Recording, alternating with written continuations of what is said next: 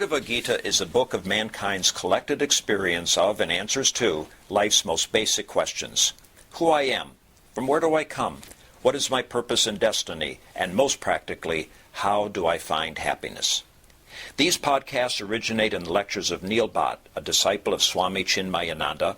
They are presented here in 20 to 30-minute segments, each covering 3 of the Gita's 701 verses.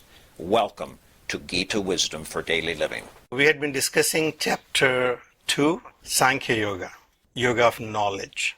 So far, we have seen in the chapter that Bhagavan explained to Arjuna his situation from various perspectives. Not just one perspective that this is my idea, you should do this, but he gave him various perspectives. The first perspective is a spiritual perspective. From the highest perspective, from the spirit's point of view, that the self is immutable, imperishable. So that's the highest perspective.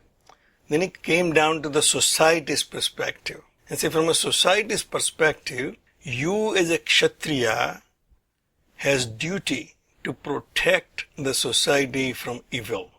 If you see that evil is occurring in the society, we rely on the Kshatriyas. Just like we rely on our armies to protect ourselves, our army cannot become pacifist at the last minute. From that perspective, this is the best opportunity you have to perform your art and perform your duty. So society's perspective, he gave his opinion that this is still what you should be looking at. Then came down the individual's perspective. There we have seen, Bhagavan said, if you give up, you run away from your duty, then you will incur sin. He has looked at the issue from various perspectives and came to the same conclusion that Arjuna should fight this war. So in the process, Bhagavan also taught us the art of persuasion. You have to persuade somebody who is bent upon doing something other than what we think is right for him. But just giving me your opinion that, look, you're doing something wrong, but it's not going to work. The only way that works is when you give him a 3-dimensional view of his situation. You give him the view from various perspectives. Look at it from various points of view, and then the person will be able to see it correctly. Then you will be able to persuade him. And this can be also applicable to looking at any problem, any situation. So you come across a situation where you got a job in another town that's best for you from a professional perspective. Well, that's great. But if you take the decision just based on that, it may or may not be right. So you have to look at it from various perspectives. First to say, well, from my professional perspective, it seemed like that job will give me more opportunity to go further in my career. Then you just see it from family's perspective. Will my family be comfortable relocating from this town to another? Will they be able to adjust as easily as they are adjusted here? And then lastly, you also have to see what the school district is in that new town. Is it as good or better in that town? And if you come to the same conclusion from all 3 of them, then relocation is the great idea. Take the job and move. Or you will find that you will end up commuting, just like most of our friends do, who work outside Richmond in Washington or other places. So any problem or situation cannot be viewed from just one perspective, and you can come to a right decision, or you can convince somebody. So this is the art of persuasion, is to give somebody a 3-dimensional view of his situation and then come to the conclusion. In this case, Bhagavan came to the same conclusion from all perspectives. From a spiritual, from a society's perspective, from individual, Arjuna must fight this war.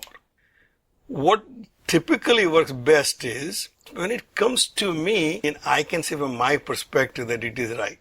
So therefore, Bhagavan put more stress on his individual situation. So we have seen that he said, Tataha swadharmam kirtim hitva papam avapsasi.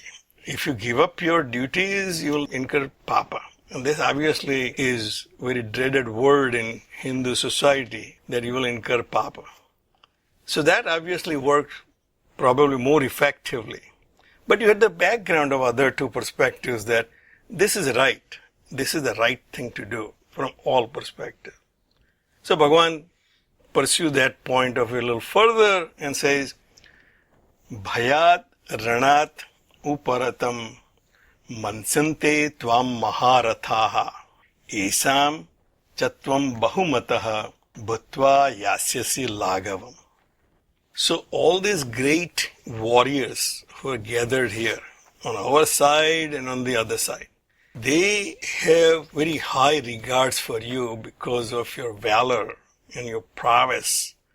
They are unwillingly accepting, your enemies unwillingly accepting that you are one of the best warriors. It is not easy to confront you. You are the one who has achieved the Pasupatastra from Lord Shiva himself. Obviously, there's a story that Arjuna goes for tapas to please Lord Shiva, and in the end he ended up fighting with Lord Shiva himself. But Lord Shiva was so pleased that he revealed himself that I am not just the hunter which you are fighting, but I am Lord Shiva, very happy. Here is the Pasupatastra. And as the Purana says, the Pasupatastra is like an ultimate weapon. It can destroy the entire universe in no time. So, you are the one who has such a prowess that you can destroy everybody in no time if you really choose to. However, you cannot use any weapon irresponsibly, just like our nuclear weapons. You may have capability, but you may never use it. He said the people, they will then think that you ran away from this war because of fear. Even though that may not be reality, but that's how you will be viewed by your peers and your enemies. Esachatvam bahumataha bhatva yasyasi lagavam. They will belittle you. They have a high respect for you, and they will say, I don't know what we were thinking. This guy turned out to be not really what we thought he is going to be.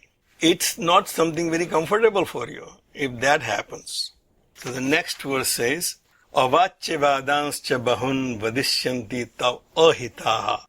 Not only that you will disappoint your friends and relatives and people who are relying on you, the society, but there are ahitaha, people who are not your well-wishers, your enemies, who wish that you go away, you get destroyed. He said they will be telling stories about your cowardice, all kinds of, bahun vadishyanti, avachya vadans, things which we cannot repeat on national TV, that kind of talk they will be talking about you. So please think about it. Nindantaha tava samarthyam. They will be cavilling at your prowess that I think it was all big hype. It was all made up stories that he is such a great warrior.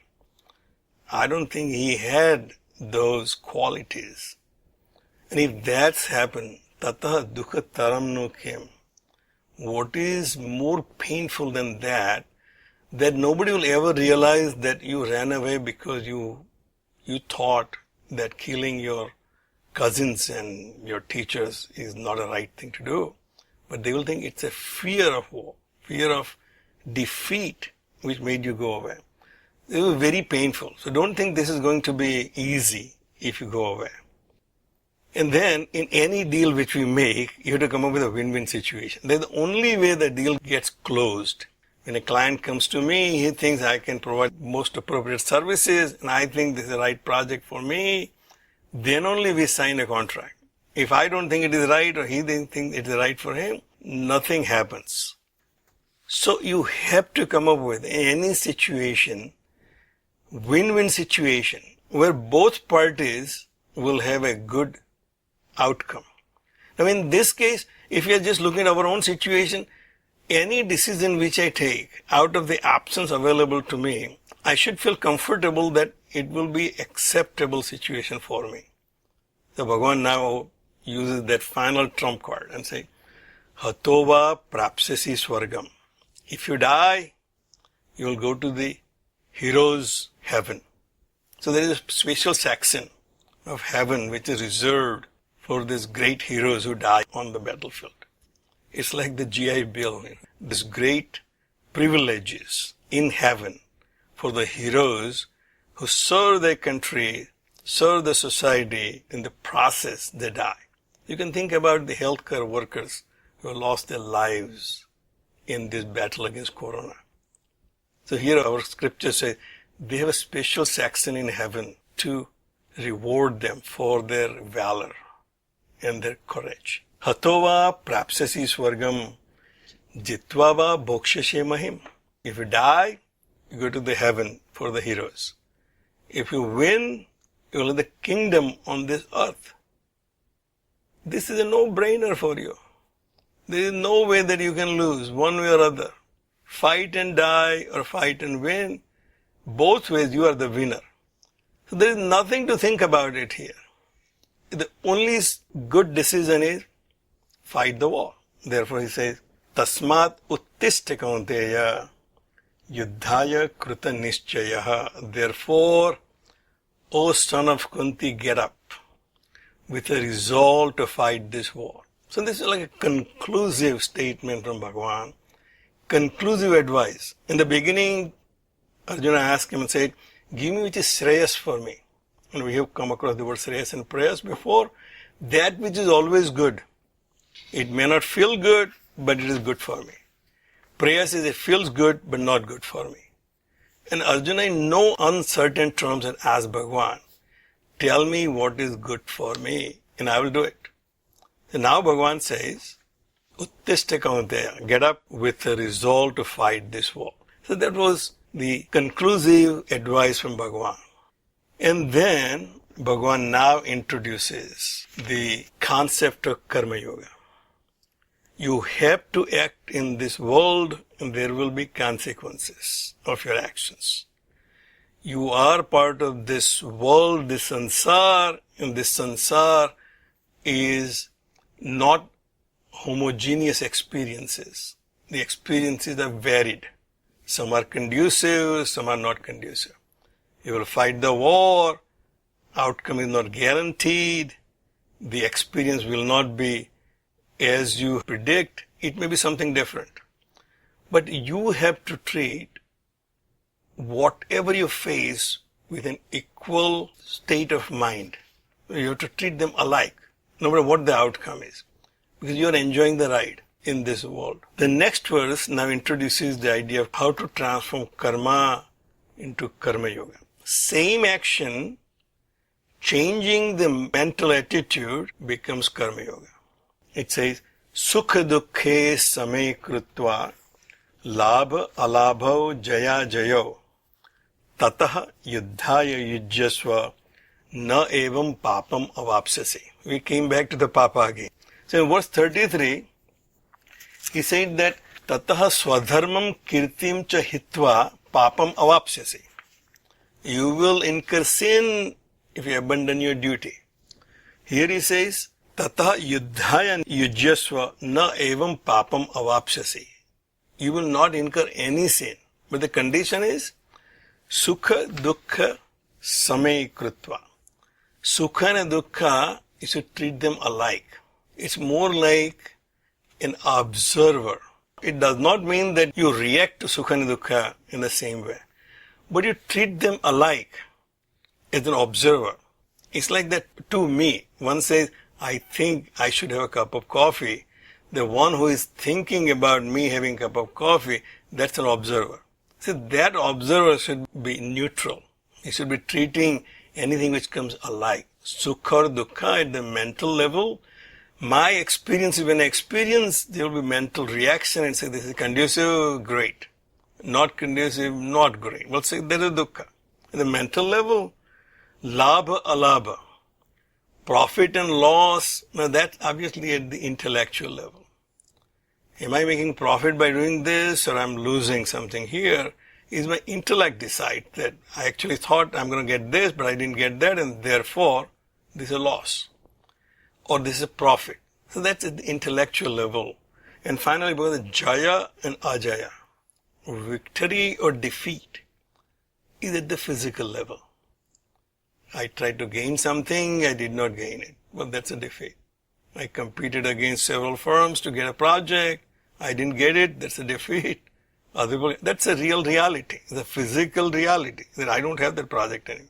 So Bhagavan said, from a mental level, from an intellectual, physical level, whatever your experiences are, you as the observer should treat them all alike. And if you do that, then any action which you perform as part of your duties, you will never incur any sin.